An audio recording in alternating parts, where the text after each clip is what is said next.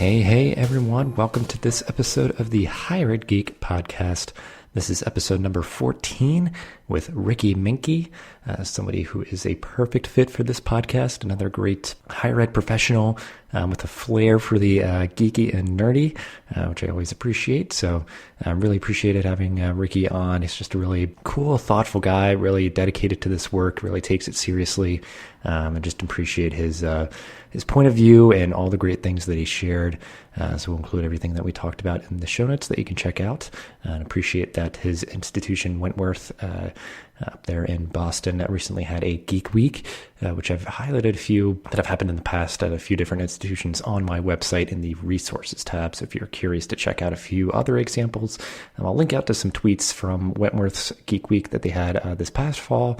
And then on my resources page on the website, there's also some other Geek Weeks there. So it certainly helps to have kind of that inspiration and encourage folks to start their own Geek Weeks to celebrate just being unabashedly enthusiastic about the things that we love.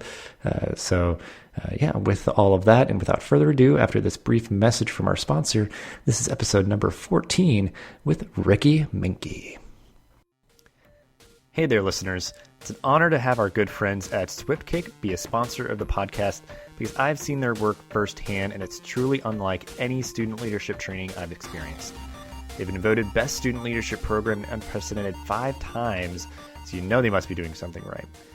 As a bonus for our listeners, SwiftKick is giving a $500 discount off their normal speaking fee if you mention Higher Ed Geek when you contact them.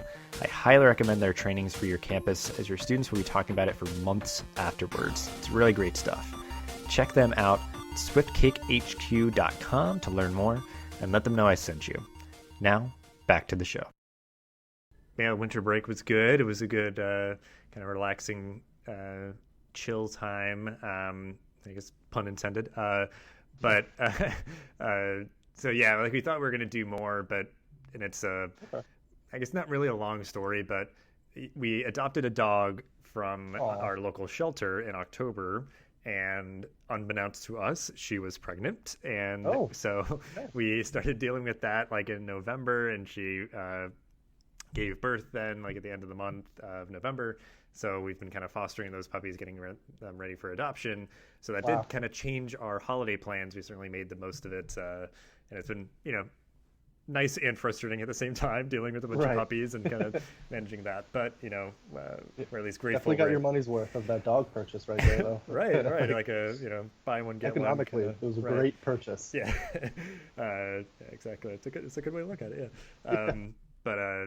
So yeah, we're at least, grateful we can get these puppies off to a good start and that our dog is, nice. Healthy and stuff. And, so yeah, it's just been an interesting journey. We did have other plans of what we were going to do over winter break, but at the very least we were able just to sleep in, get quality time. I caught up on, some shows and reading and just, gaming and those sort of things. So, I can't complain, but, did you get up to anything, interesting over your winter break? Yeah. So I traveled So I traveled back down to New Jersey, New York, where my family's from. So just kind of spent it down there with them, and it was nice, more so relaxing. I was able to catch up with just, I had to do a lot of technology for my family, setting up their Fire Sticks or, whatever, things like that, right? Right. Removing pictures from phones and putting it onto the computer in a organized file or something, So just did a lot of that, just helping out the family, kind of get acquainted since my parents just moved up to New Jersey. And so just kind of helped out there and just relaxed for the most part, which was nice. So it felt like a long time, which is, I guess, a good thing. Right, yeah.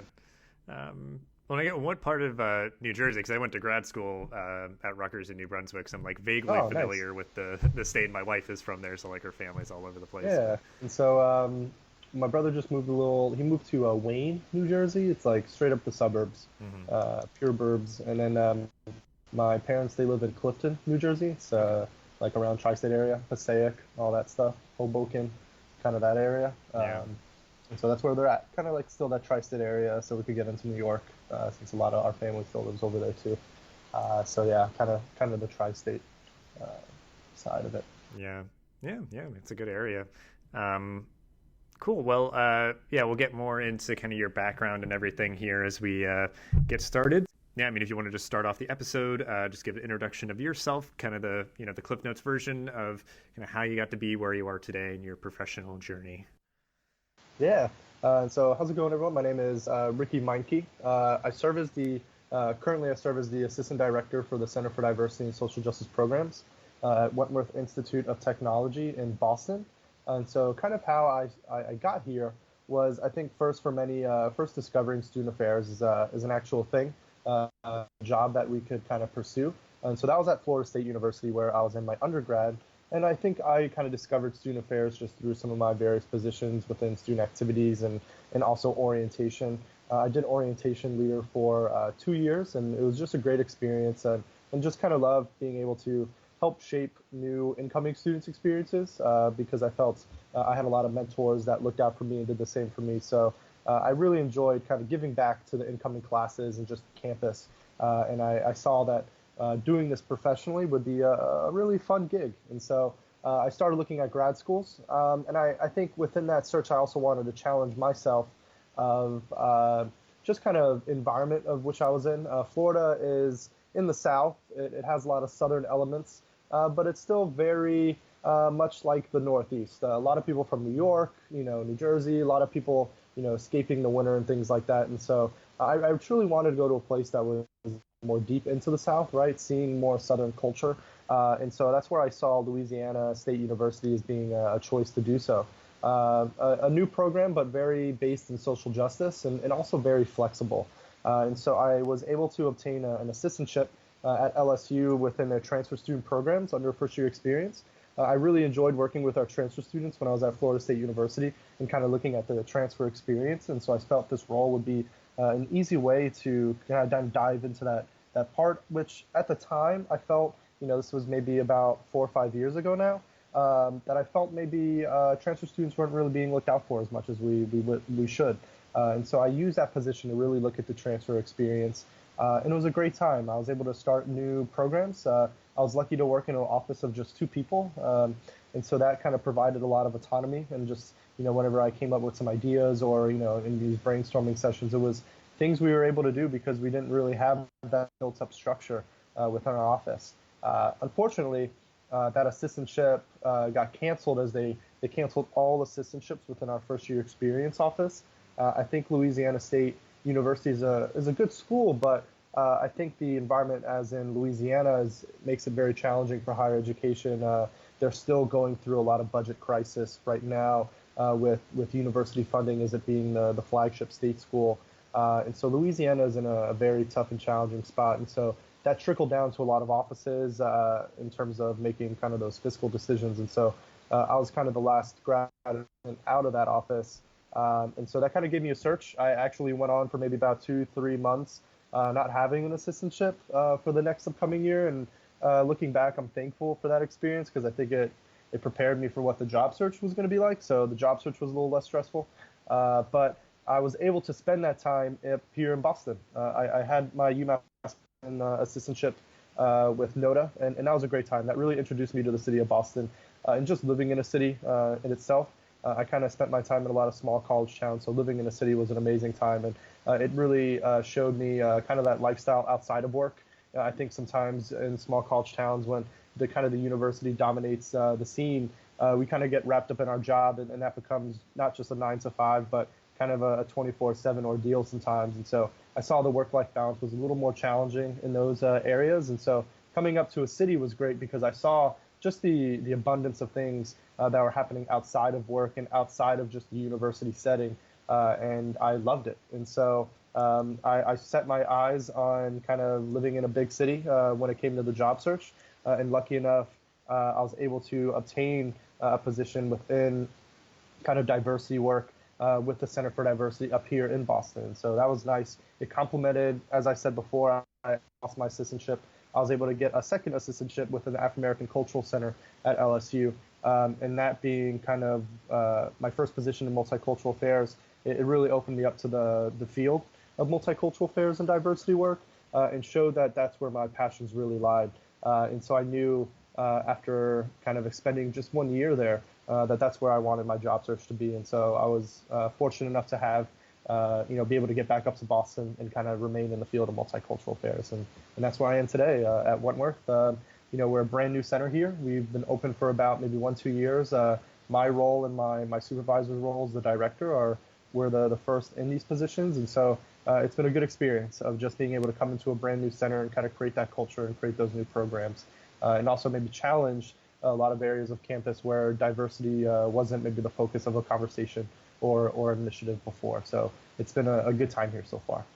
And we'll talk a little bit more about that in a moment here. But I guess just circling back to your higher ed origin story.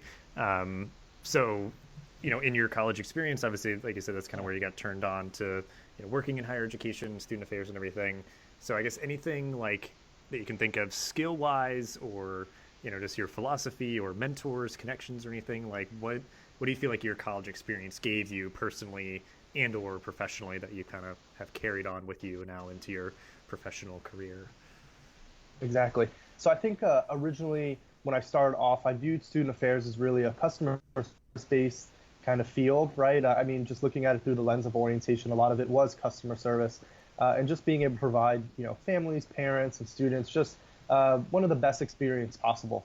And so I think that's where I look through the lens of creating these moments for students that really just benefited their experience. I had, I call it like my single moment of, coming into college, going to a step show with our National Panhellenic Council and seeing a white member perform and really be a part of a community, be a part of an organization whose identity was not his own. And that really opened up my eyes to just the plethora of experiences I could have at Florida State University and how much I could learn. And I think that is what I started off with my student affairs kind of mentality, is that I want to provide these moments for students, whether it's myself or events or things I help with and support on campus that really change their entire lives at a university. And I think that's what kind of started me within the field. I wanted to make sure students had great experiences. I wanted to make sure I was a happy professional. But kind of as I developed my more professional lens, I saw that's not always the case. I think a lot of times I always saw learning outcomes and things of that nature from good experiences, right? I never really thought I would hold students accountable, right, or challenge them, or maybe sanction them, right, and see that side of student affairs as a possibility for learning outcomes for our students. And so, I think rainbows and butterflies was my lens before with student affairs, but seeing that's not always the best outcome for students. Sometimes their best experiences come from some of their biggest challenges, and maybe sometimes I need to provide that challenge or help facilitate them through their most challenging times. I never would think of a dean of students position being more that critical, only experiencing those 10% of student issues on campus, right? I saw, the dean of students position as something I wanted to become, right? Oh man, I would love kind of, being a dean of students, but now I'm seeing my role really changing and seeing, do I want to move up within the professional realm and maybe lose more student contact, or, do I want to stay in my position now, or, can I do more work of higher ed in the same regard? Do I want to look at more community-based versus just our singular school? And so I think my professional lens is broadened now to see a little more holistic experience. I'm no longer that, I'm still providing hopefully some good customer service for my students, but I'm seeing just how much more of a challenge it is to help students, making sure they're not just happy, but they're just prepared for the workforce, prepared for life after graduation and things like that. I could give them a great experience while they're here at college, but if they graduate without, a job or that next move for them, I think in the end of the day, I failed them, even if I gave them a great time at their university. So I think that is my next step is not just focusing while they're here at college, but making sure I'm preparing them for life after college as well. Yeah.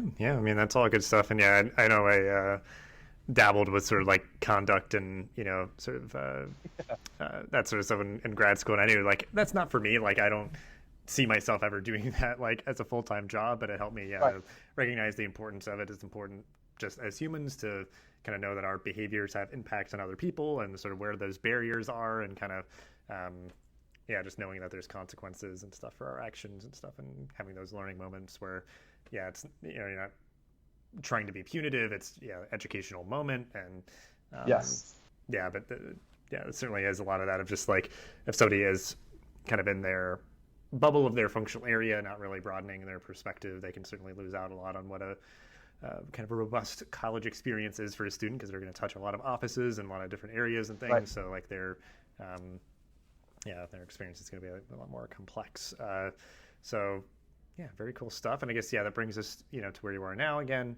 Right. So yeah, it's really interesting. You're really kind of shepherding and kind of trailblazing here at your institution. So like, trying to. Yeah, like I guess with that, like what do you enjoy most? And I guess what are some of those difficulties, maybe just to obviously highlight something very unique that I'm sure there are really good things and maybe some stuff that is a bit more difficult that you have to work through. So I guess maybe both sides of the coin there.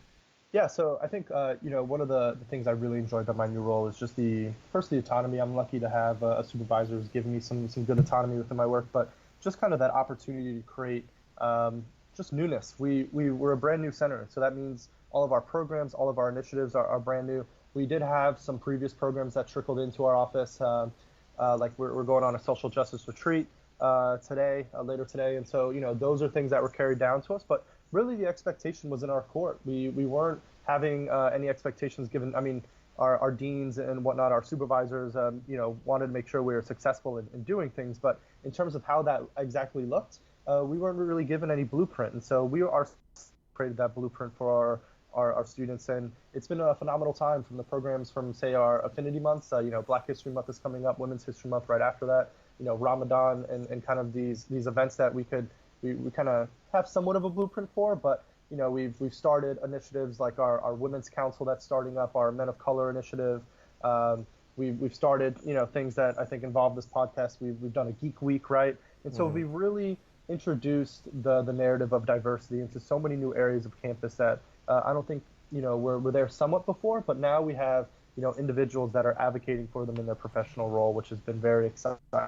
And so that in myself has just been a great time. When we first started off, I would say my first summer was the summer of 2016. Our center was quiet, to be honest.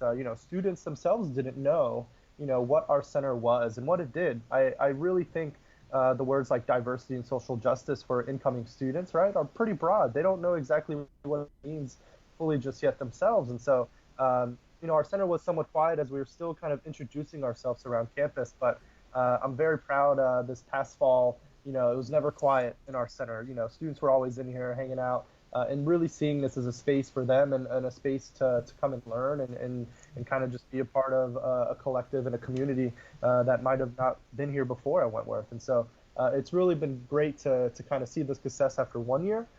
This is my second spring, so I feel a little more confident. I think last spring I was still running around trying to figure out things, going on facilitating conference trips for my student organizations, booking tickets and still understanding policy and things of that nature. And so with this being my second spring, I'm very excited to what we could kind of accomplish. But I mean, along with that, I think there's also been some challenges, and I think the challenges really come in the place of more so discovering what was done in the past here at our institution and how that might not have been equitable to some of our student populations on campus.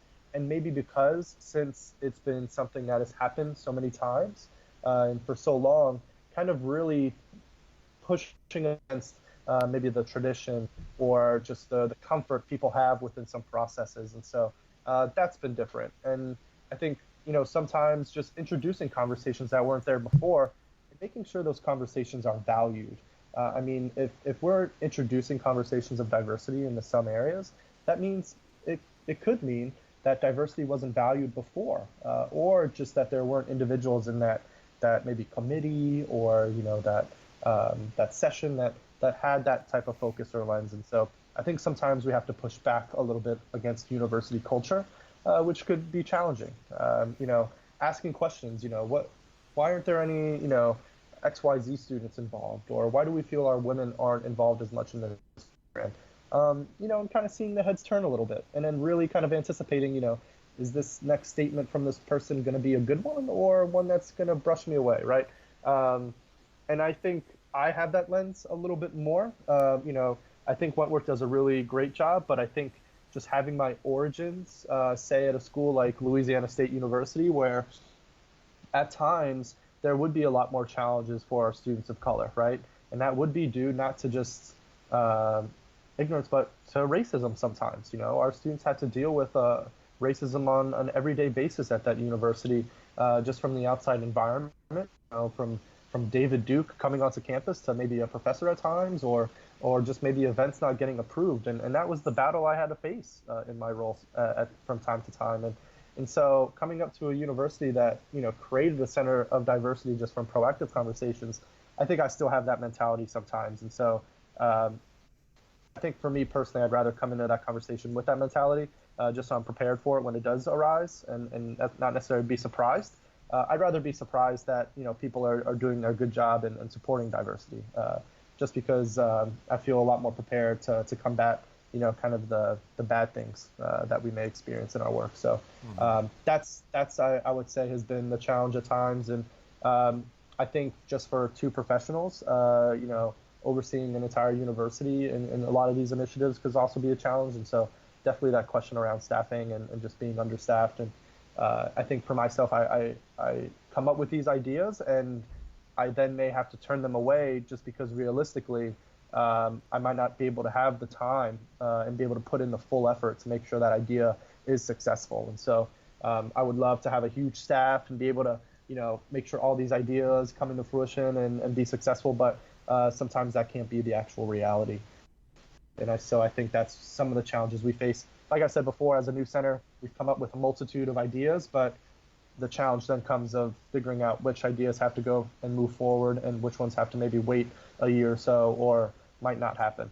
Mm-hmm.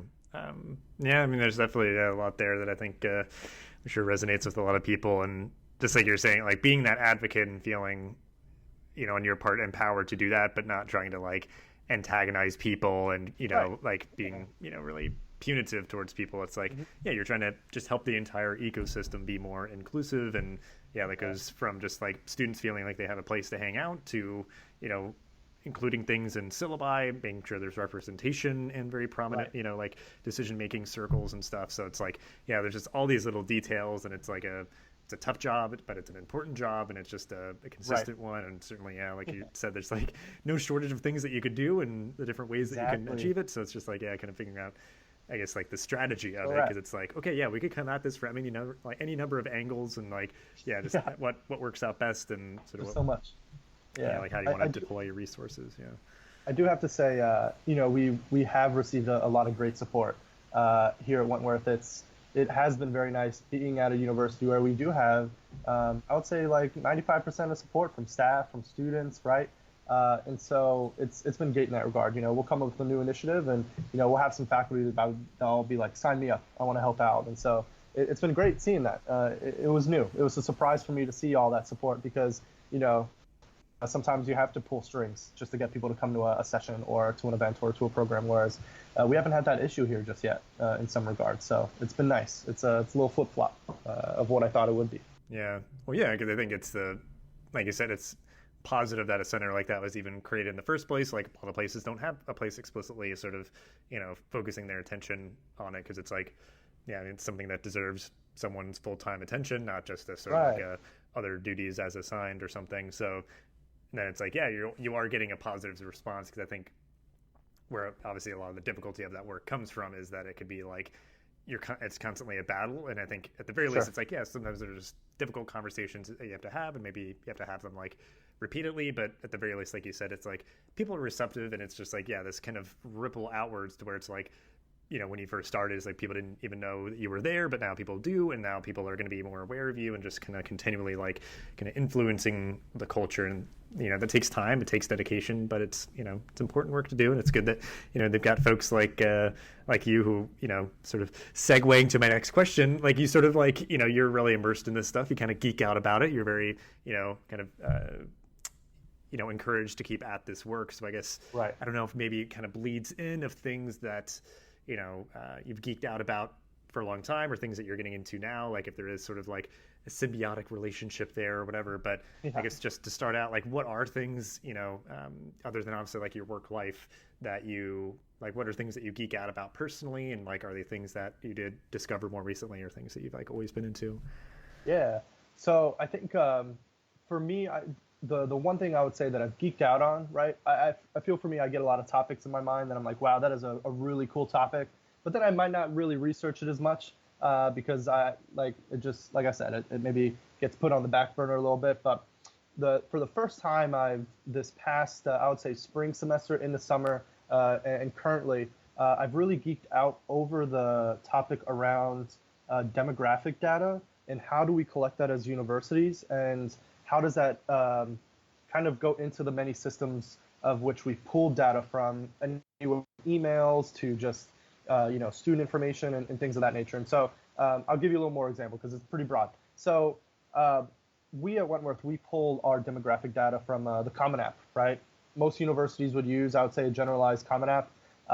And when the demographic kind of question comes around, those selections are, I would say, somewhat limiting for a student's identity, right? We only have maybe a few selections of Asian American, Pacific Islander, Black African American, white Caucasian, Native American, right? These few selections students have might not really encompass their identity, right? And so for me, I saw how that trickled down into our work within the Center for Diversity is when we were doing a lot of targeted programming for our Arabic students on campus, that when I were to receive reports of demographic data from the institution, I would be able to see who are our students, right? Who are our Black students, right? So we could send out targeted emails of some sort, right? But I could not see who our Arabic students were. And within all of our systems, we did not have any indication if our students were Arabic or Middle Eastern of that sort, right? And I started to see a lot of our Arabic students that were involved in our center were actually denoted as white within their demographics, right? And so it really started to turn for me more so from email, right? At the start, I just wanted to be able to contact these students. But as I really started to geek out on this topic, seeing that we would never be able to see retention, GPAs, semesterly or overall, of our Arabic populations at our university. They're essentially a invisible population. But then I also started to see that our student groups also wouldn't identify with a lot of the things that are kind of offered on the Common App. If you look at our Asian American students, that is a very broad term that when you look at GPAs of, say, our Indian students, our Korean students, our Japanese students, our Chinese students, that GPA could be very different, right? But due to the way we collect on the Common App, we group these different populations together into a singular identity, which may not be helpful for us when we were looking at things like GPAs and whatnot. And so that really got me into how are we going to collect more detailed demographic data. And so we came up with the paw print. Here at Wentworth, we are the Wentworth Leopards. And so I thought the paw print was like a fitting term for us to have a more extensive demographic questionnaire. And we were lucky to have support from our orientation office to where this would be something offered during our welcome week that the entire freshman class would fill out and take. So some things on this demographic questionnaire, right? And so we have to do, I think, a lot of education around demographics for incoming students. These students are coming out of high school, and so they may never even thought about, their own personal identity, but what do terms like Latino mean, right? But also within some of those questions, right, we have Latino, Spanish, Hispanic, right? And sometimes we group together those questions into one line, but all those are three very different identities, right? And so we saw that some of these demographic questions was actually stripping students of their identity, right?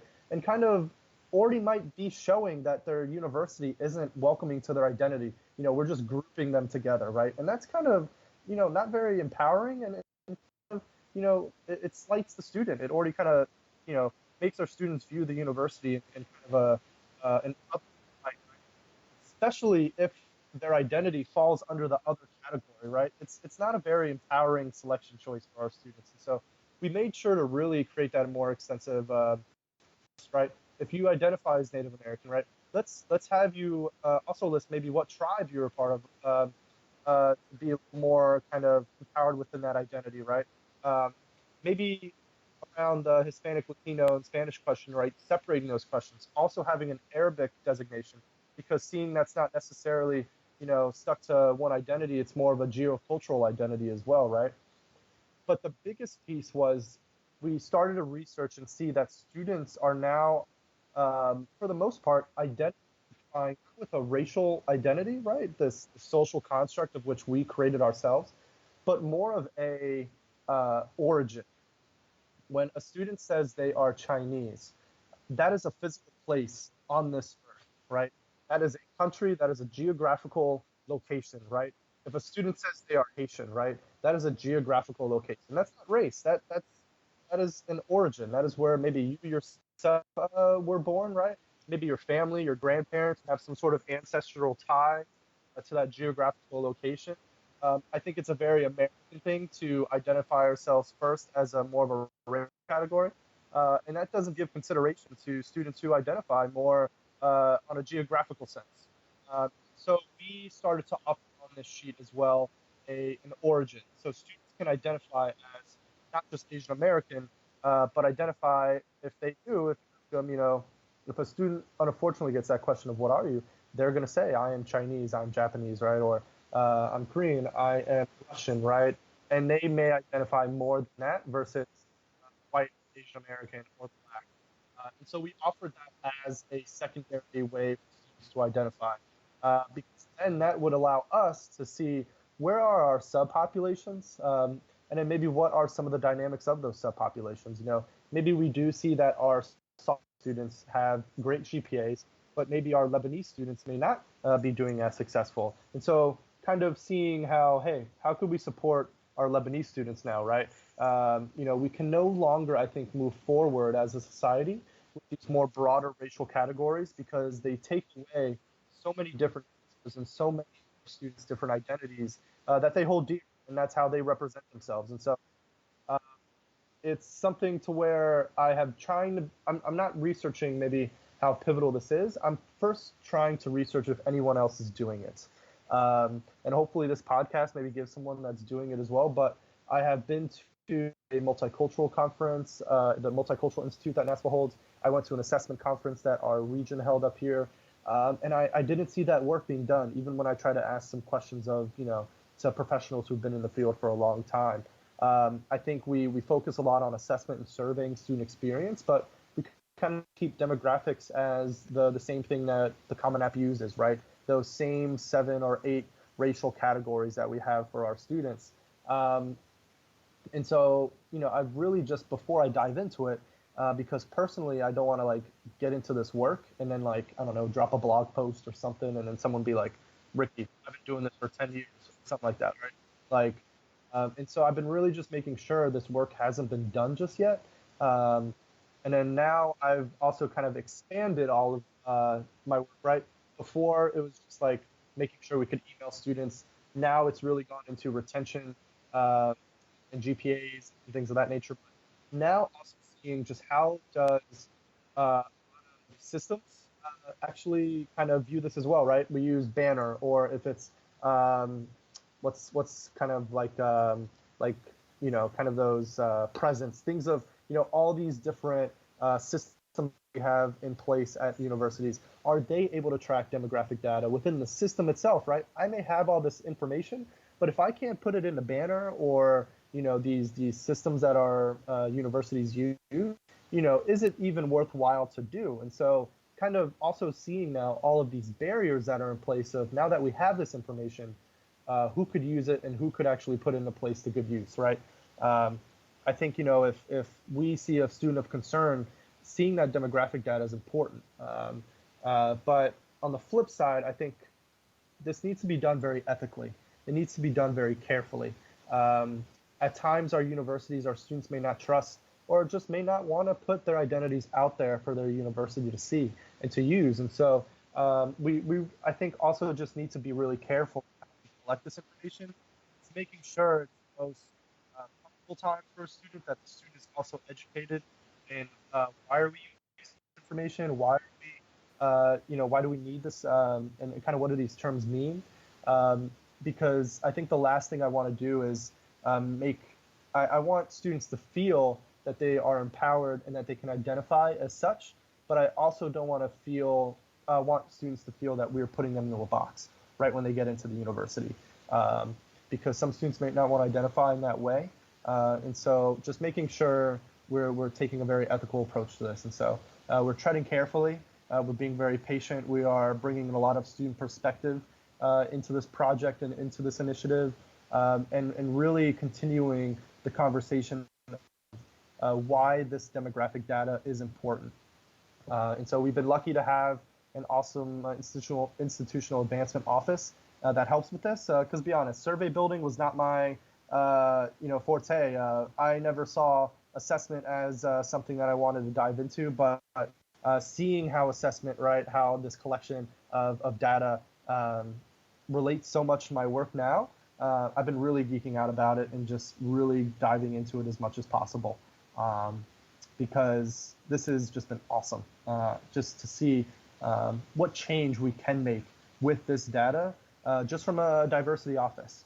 And so that has been something I've geeked out in since like the springtime when I started to discover these things and some of these notions with my students. So all the way now, we've collected, it was pretty funny, Welcome Week maybe encompasses around 900 students.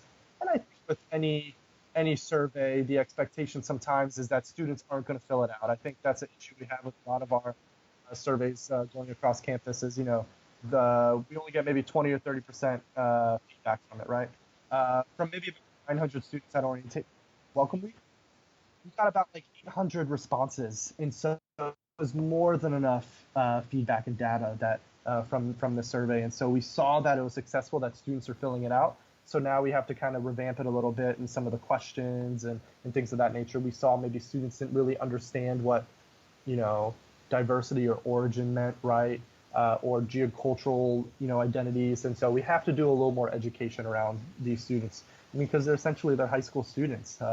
They may not be thinking in this lens just yet, this racial lens and racial category as much as we expect them to. And so we've really now seen the success of the survey, and so now we just need to improve it to make sure we see some more success in the data. And I think for the time being, I'm going to keep searching for individuals who have been doing work around demographic data or even just the lack thereof, because I really want to, if there isn't anyone doing such, right, really become an expert in this area. That's very cool. So, yeah, I think...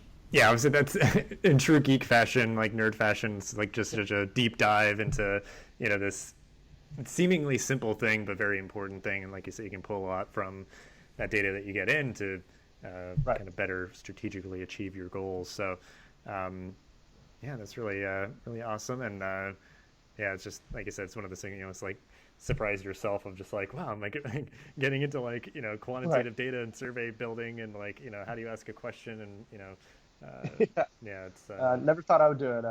Like I said, I never geeked out about numbers or Excel sheets and charts and things like that. Luckily, I'm saying we have awesome co-op students, and I mean, being in technical school, I mean, you have to love numbers to be a student here. And so we've been able to have awesome co-op students that geek out, and I would say know how to geek out a little better than me in this area. And so I'm able to just receive the data and kind of the summaries, and I'm like, oh, this is awesome. I don't, because I have no idea how to put together an Excel sheet or, put this data and these ranges and all of that. That's not my area of expertise. And so it's been great to use also the tools of a technical school to accomplish some of these projects a little bit easier, because it wouldn't have happened if it was just me and an Excel sheet. It would not have happened.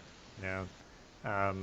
Well, then I guess on the other side, because that's like obviously positively contributing to the work you're doing with students every day, kind of doing that deep dive with sort of how you're pulling sort of that demographic data and everything.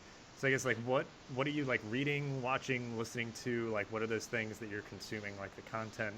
And is there anything I guess like if you're looking at certain things with a critical lens, or you kind of seek out certain types of content just for your own sort of kind of wholeness as a person?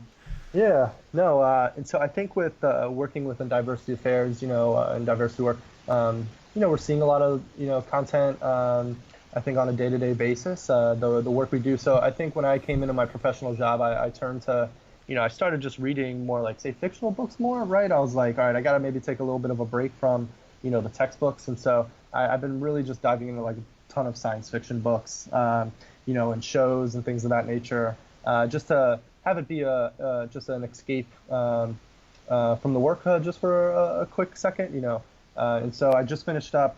I reread it because it was so good. I just finished up Seven Eves. It was a book about how the moon explodes and just what do we do after that and how do we survive. That was a great book, and so I just finished that up, and I'm glad that it's going to be to a movie. And then I've also started watching The Runaways on Hulu, which has been awesome. It's been great. Been a great show. Kind of being a short web series for the most part. The diversity of the cast, the perspectives involved. Seeing how they changed that comic book into a TV show was amazing. And I think I specifically enjoy kind of the geek and nerd content outside of work a little bit because it loops back into the work I'm doing here at my school. I would safely say most students at my institution right now are geeks or nerds themselves. There isn't a day students aren't, coding outside in our lobbies or bringing in a drone to program in our center or playing video games or reading comic books themselves. And so it's been really great to work at a university where kind of there's tons of geeks, tons of nerds just everywhere.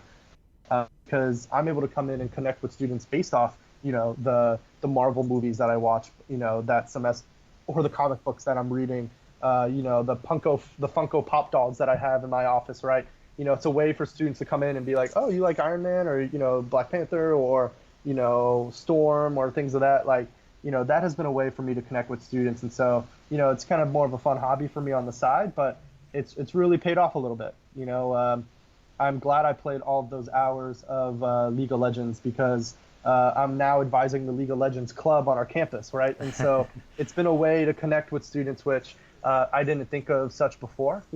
More of these hobbies that I had were more just personal things that I would do in my life before. But when I started working here at Wentworth, I saw just kind of how I could kind of tie it into my work. And we did with we started a Geek Week, Dustin, which was really cool. It was a week of just geeky events and topics that also included the conversations around diversity. And so I don't have any articles or things that I'm currently reading, but I would say I'm always researching just what topics around diversity are occurring within video games and comic books and movies, because I think that could be very powerful for our students here who are kind of in both worlds, who are nerds and geeks themselves, who are big fans of comic books, right? And so when they see Riri Williams as, the first African-American woman Iron Man, that's huge. And so that's something our center promotes because we know it will kind of be profound to our students, right?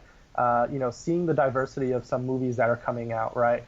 Seeing diversity within video games and things of that nature that are coming out. Those are things that we promote in our center because we know it resonates with our students. Our Geek Week was a lot of fun. We talked about, how are women represented in video games? How are LGBTQ identity represented in video games, right? And then also we had, things like video game championships or virtual reality, right? Labs and stuff. So things like that have been an exciting feature of my life in terms of what I'm reading. In terms of comic books, I just got done with the Ultimates run, which I think were really good. That's been a great storyline to read. I've been mostly reading a lot of Marvel comics on my spare time. I've on a budget, so I had to kind of shorten down the pull list to just like Iron Man, Black Panther, and then I'm also watching some Image comics, and so like Invincible, which is ending soon, and things of that nature. And so like having to keep the comics on a little bit of a down low, but more so, still being up to date with the culture a little bit. Mm-hmm. Yeah. Well, and it's like, nowadays it's just like is also like digital comics or whatever. It's like if you want to like go back and read the entire run of any comic, like it's there. So yeah, it's like don't put so much pressure on it. So it's like, oh, I gotta have this huge like pull list. It's like, you'll be able to read it if you want to. Like, there's certain things. It's like, okay, let me like really streamline to the things that I really want to keep up with week to week. And actually, I need to watch the season finale of Runaways.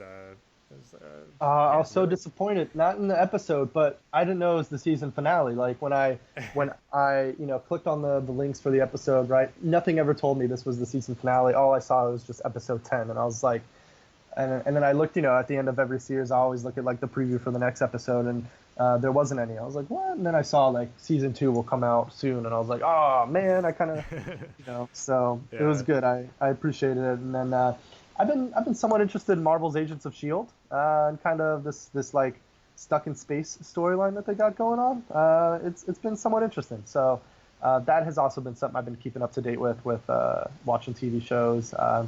And then I would say maybe some Westworld. I mean, I know the season 1 ended a good while back, but that was a really fun series to kind of geek out over a little bit. So I'm going to start rewatching it because I'm hoping that season 2 is coming out pretty soon or in the near future. So yeah, I think it should be.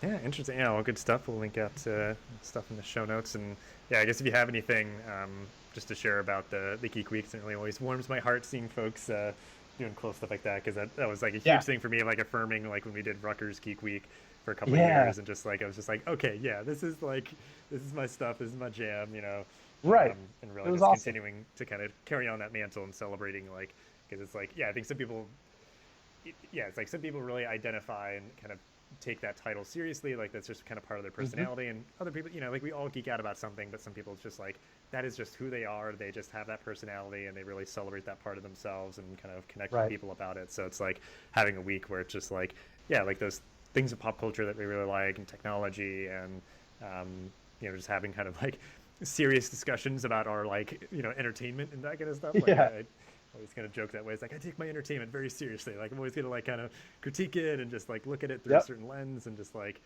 So it's really cool that you're able to do something like that on your campus there.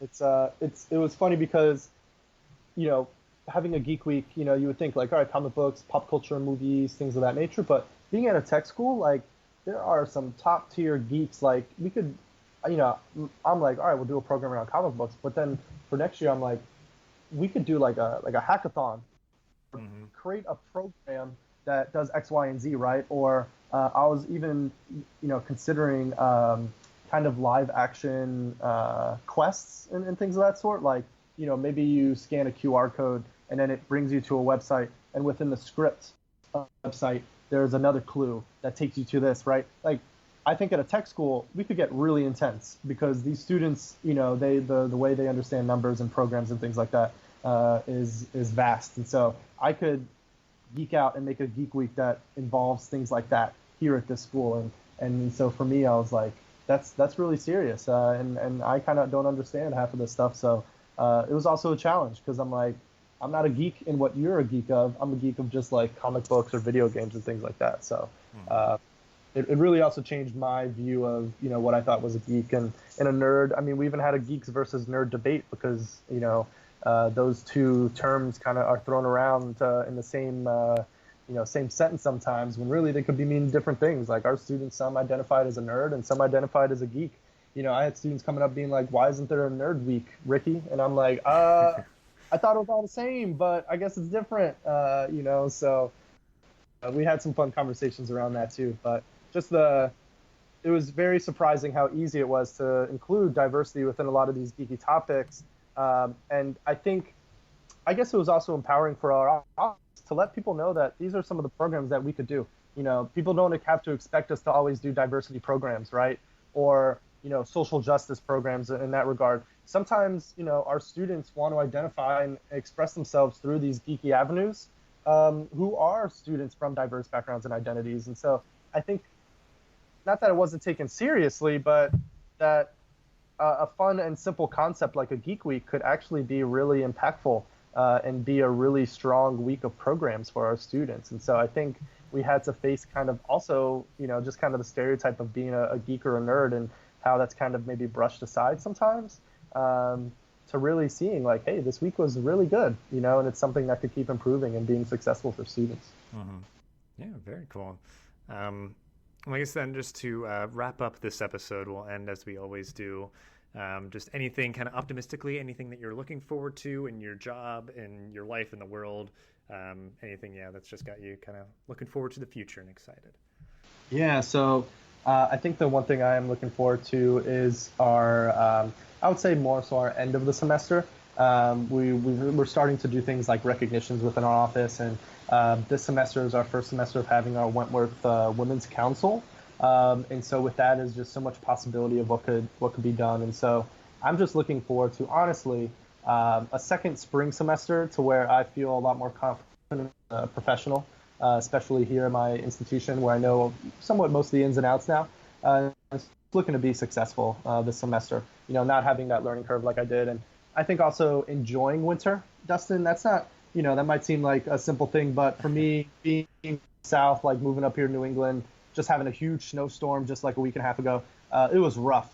I know I've already been through one winter, but I think this one I'm a little more prepared. I actually have like a warm coat, right? With gloves and hats and scarves and things like that. Before I had like a North Face jacket that was like more of a Florida North Face jacket. Like it didn't keep me warm at all.